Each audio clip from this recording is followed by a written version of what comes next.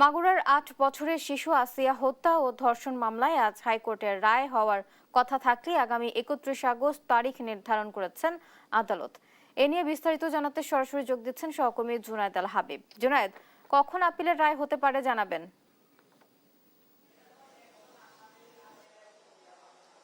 ধন্যবাদ আপনাকে। মূলত মাগুরার শিশু আসিয়া ধর্ষণ ও হত্যা মামলার আজকে হাইকোর্টে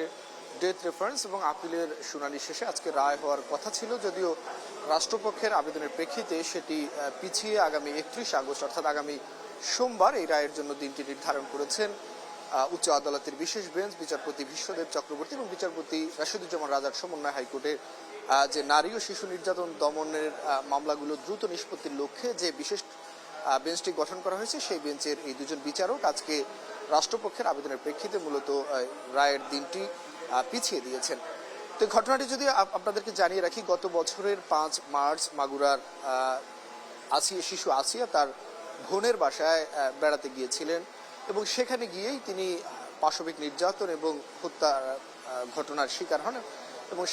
সেখান থেকে তাকে গুরুতর আহত অবস্থায় উদ্ধার করে প্রথমে মাগুরা মেডিকেল কলেজ হাসপাতালে নিয়ে যাওয়া হয়। সেখানে তার অবস্থার অবনতি হলে ফরিদপুর মেডিকেল, এরপরে ঢাকা মেডিকেল কলেজ হাসপাতালে আনা হয় এবং ঘটনাটি বেশ দেশ জুড়ে ব্যাপক সমালোচনার সৃষ্টি এবং দেশ জুড়ে সাধারণ মানুষের মধ্যে এক ধরনের বিক্ষোভ কিন্তু দেখা দিয়েছিল। তখন সরকার তার উন্নত চিকিৎসার জন্য তাকে ঢাকার সম্মিলিত সামরিক হাসপাতালে নিয়ে গিয়েছিল এবং সেখানে চিকিৎসাধীন থাকা অবস্থায় গত বছরের 13 এপ্রিল তিনি আসলে পৃথিবী ছেড়ে চলে যান এবং এই ঘটনার পর আমরা দেখেছি যে আসামি হিটু শেখ এবং তার যে বোন জামাইয়ের বাড়ি রয়েছে সেখানে সাধারণ মানুষ আগুন ধরিয়ে দিয়েছিল এবং শুধু মাগুরা নয়, দেশের বিভিন্ন জেলায় কিন্তু বিক্ষোভ হয়েছে। তো এরপরই সরকার আসলে মামলাটি দ্রুত বিচার কার্য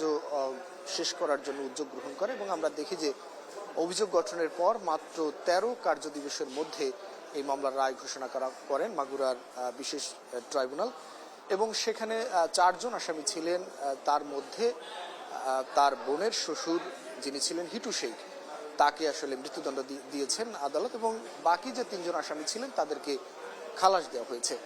এবং তখন আদালত বলা হয়েছিল যে হিটু শেখই মূলত আসলে এই শিশু আসিয়াকে ধর্ষণ করেন এবং এই বিষয়টি তিনি যখন সাধারণ মানুষ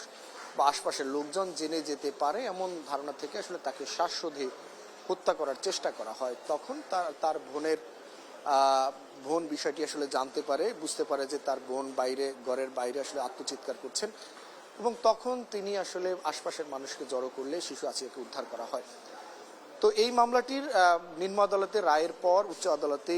ডেথ রেফারেন্সের শুনানির জন্য নথি আসে, অর্থাৎ ডেথ রেফারেন্স এর আগেও আমরা আপনাদেরকে জানিয়েছিলাম যে নিম্ন আদালতে আসলে কারো ফাঁসির রায় দেওয়া হলে সেটি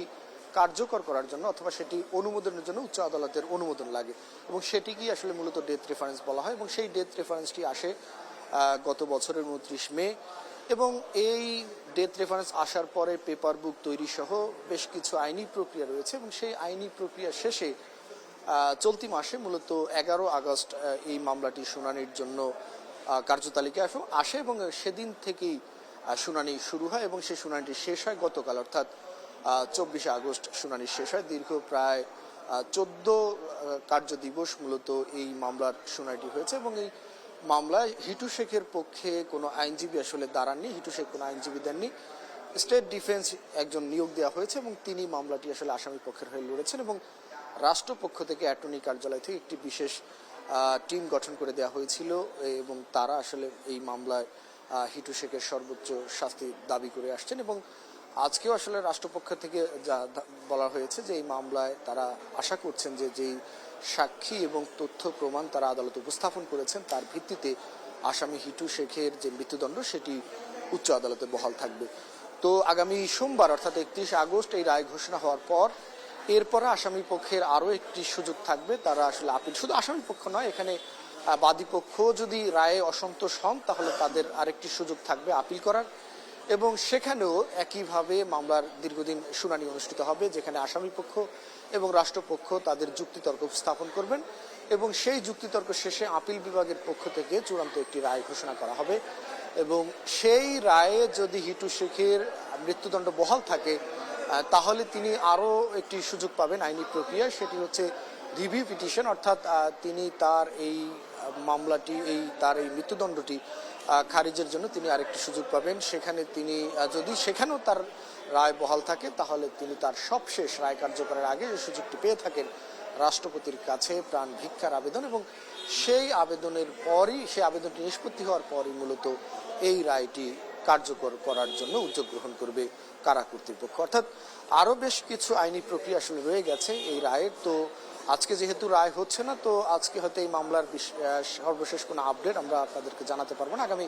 সোমবার পর্যন্ত আমাদেরকে আবার অপেক্ষা করতে হবে আসলে এই আসিয়া হত্যার ঘটনায় উচ্চ আদালত কি রায় দিয়ে থাকেন। তো এই ছিল এখন পর্যন্ত আমার কাছে।